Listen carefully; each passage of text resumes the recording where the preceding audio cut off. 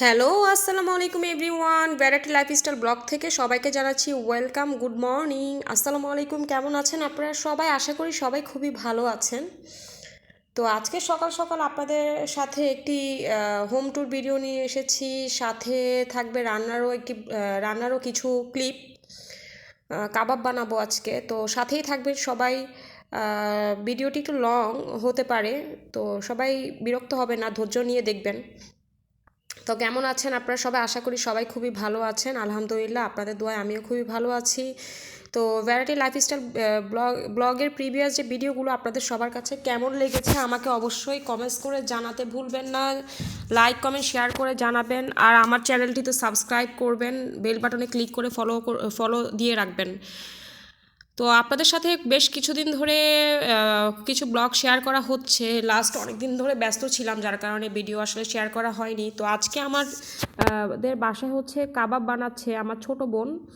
ও আসলে অনেক কিছু বানাতে পারে, তো এখানে কাবাবের জন্য যা যা ইনগ্রেডিয়েন্টস দরকার সব কিছু আসলে দিয়ে দেওয়া হয়েছে। কাবাবের মশলা, মরিচের গুঁড়ো, হলুদের গুঁড়ো, লবণ, তারপর টেস্টিং সল্ট, অ্যান্ড যা যা কাবাবের ইনগ্রেডিয়েন্টস দরকার, আদা বাটা, রসুন বাটা, পেঁয়াজ বাটা, সব কিছু দিয়ে ভালো করে মেখে আপনার হচ্ছে ম্যারিনেট করে দেন হচ্ছে কাবাবগুলো বানিয়ে নেওয়া হয়েছে। আর সাথে হচ্ছে কিছু আলু কেটে রাখা হয়েছে ফ্রেঞ্চ ফ্রাইয়ের জন্য। তো দেখতেই পাচ্ছেন এখানে আজকে কাবাবের জোরজার আয়োজন চলছে। সন্ধ্যায় আজকে আমরা এগুলো নাস্তা হিসেবে প্রেজেন্ট করব। আমাদের বাসায় কিছু গেস্ট আসবে, তো এই কারণেই হচ্ছে বেশ কিছু কাবাব আইটেম বানানো হচ্ছে, যার জন্য যা যা ইনগ্রিডিয়েন্টস দরকার সব কিছু নিয়ে নেওয়া হয়েছে। এখানে হচ্ছে আপনার বিফগুলোকে ফার্স্টে একটু আপনার হচ্ছে আদা বাটা দিয়ে বয়েল করে নেওয়া হয়েছে, একটু রসুন বাটার আদা বাটার মধ্যে, রেজালা স্টাইলের। তাহলে হচ্ছে মাংসের যে কাঁচা গন্ধটা এটি চলে যায়। তো দেখতে পাচ্ছেন এরপরে মাংসগুলোকে ঝুড়ি ঝুড়ি করে নিয়ে নেওয়া হয়েছে। এরপরে এখানে এই মাংসগুলোকে ভালো করে একটু মাখানো হচ্ছে পেঁয়াজ কুচি দিয়ে। এদিকে হচ্ছে রাতের ডিনারের জন্য হচ্ছে কিছু বিফ অলরেডি বসিয়ে দেওয়া হয়েছে, এগুলো রান্না অলরেডি হচ্ছে। তো কেমন আছেন আপনারা সবাই? আশা করি সবাই খুব ভালো আছেন। আজকে আমার ভিডিওটি একটু ধৈর্য সহকারে দেখবেন। তো এখানে হচ্ছে আপনার কাবাব রান্নার জন্য যা যা দরকার সব কিছুই নিয়ে নেওয়া হয়েছে। এই যে দেখতেই পাচ্ছেন এখানে বারান্দা দিয়ে দেখা যাচ্ছে বাহিরের কিছু ভিউ। রাস্তাঘাট খুব ব্লক হয়ে আছে আজকাল, এত বিল্ডিং উঠছে বলার মতো না। এখানে বারান্দায় হচ্ছে এখানে আলুর শাক, আম্মু হচ্ছে খুব শাক পছন্দ করে, তো এখানে কিছু মিষ্টি আলু লাগিয়ে রেখেছিল। তো শাক অলরেডি অটোমেটিক্যালি হচ্ছে। এখানে আমাদের কবুতর, এক জোড়া কবুতর, এখানে অনেক জোড়া কবুতর ছিল, এগুলো আসলে উঠতে পারে না, সারাদিন খাঁচার ভিতর বসে থাকে।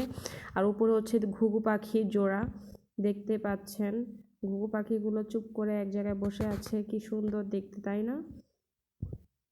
তো কেমন আছেন আপনারা সবাই? আশা করি সবাই খুব ভালো আছেন ইনশাল্লাহ। আপনাদের দোয়ায় আমি খুব ভালো আছি। এই যে আমাদের এখানে মাংস রান্না হচ্ছে। মাংসের জন্য যা যা ইনগ্রিডিয়েন্টস দরকার সব কিছু দিয়ে মাংসগুলোকে ভালো করে কষিয়ে নিচ্ছি। তারপর আমার প্রিভিয়াস ব্লগগুলো কেমন লাগছে অবশ্যই জানাবেন, আমাকে কমেন্টস করে জানাতে পারেন। অ্যান্ড ভ্যারাইটি লাইফস্টাইল ব্লগের সাথেই থাকবেন। তারপর এই দেখতে পাচ্ছেন মাংসগুলো ভালো করে নাড়াচাড়া করে নিচ্ছি। মশলার মধ্যে এখানে আমি যা যা দিয়েছি হচ্ছে জিরার গুঁড়ো, এলাচির গুঁড়ো, ধনিয়ার গুঁড়ো, তারপর হচ্ছে আদা বাটা। আর আপনার গরুর মাংসে আদা বাটার পরিমাণ বেশি না হলে আসলে খেতে টেস্ট আসে না। পেঁয়াজের পরিমাণ একটু কম দিবেন, নাহলে মিষ্টি মিষ্টি হয়ে যেতে পারে। আর রসুনের পরিমাণটাও একটু কম থাকবে। তো এই যে দেখতে পাচ্ছেন মাংসগুলো ভালো করে কষানো হচ্ছে, মাংস থেকে তেল বেরিয়ে আসছে। আর এদিকে হচ্ছে আমি মাংসগুলোকে ঝুড়া ঝুড়া করে নিয়ে এখানে প্রায় 60টি পরিমাণ পেঁয়াজ কুচি দিয়ে দিচ্ছি। পেঁয়াজ কুচির পরিমাণ বেশি না হলে আসলে আপনার কাবাবের টেস্ট আসবে না। তো এখানে কাঁচা পেঁয়াজ কুচি দিয়ে দিচ্ছি, প্রায় 60টি পরিমাণ পেঁয়াজ আমি এখানে দিয়ে দিলাম। তারপর আমি এখানে দিয়ে দিব হচ্ছে আপনার আদার্স যা যা লাগে, এখানে দিয়ে দিচ্ছি হচ্ছে পেঁয়াজ বাটা, রসুন বাটা।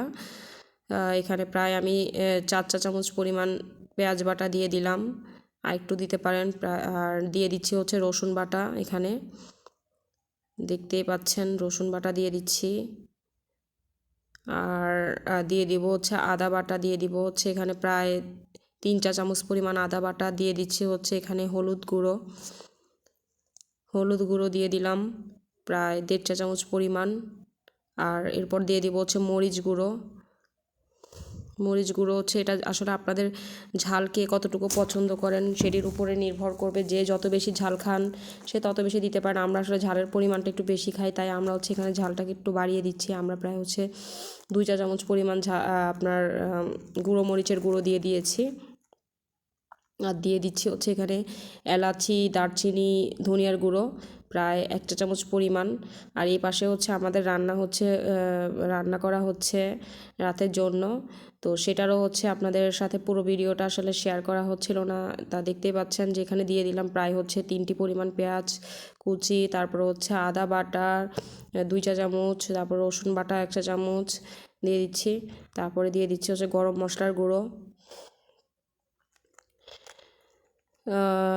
তো আমার প্রিভিয়াস ব্লগগুলো আপনাদের কেমন লেগেছে সেটি আমাকে কমেন্টস করে জানাবেন। আমার হচ্ছে আপনার কাবাবের এই টিপসটা আপনারা যদি ফলো করেন, বিশ্বাস করবেন কিনা জানি না, আসলে কাবাবের টেস্ট এত মজা হয়, মানে জাস্ট বলে বোঝানোর মতো না। আপনারা একটু ট্রাই করে দেখতে পারেন। আমি মিথ্যা বলছি নাকি সত্যি বলছি, আপনারা দেখতে পারেন। আর এখানে দিয়ে দিচ্ছি দেখুন লবণ প্রায় 1 চা চামচ পরিমাণ। বেশি লবণ দিব না, কারণ মাত্রা অতিরিক্ত লবণ দিয়ে দিলে পরে হচ্ছে আপনার লবণের পরিমাণটা কমাতে পারবেন না, তাই লবণ হচ্ছে লিমিটেড দিবেন। যদি আপনাদের আরও লবণ দরকার হয় পরে স্বাদ অনুযায়ী দিয়ে দিতে পারেন। এই যে দেখতে পাচ্ছেন মশলাগুলো তেলের মধ্যে কষাচ্ছি ভালো করে। একটু হচ্ছে সামান্য পরিমাণ আধা চিমটি পরিমাণ হচ্ছে এখানে টেস্টিং সল্ট দিয়ে দিলাম।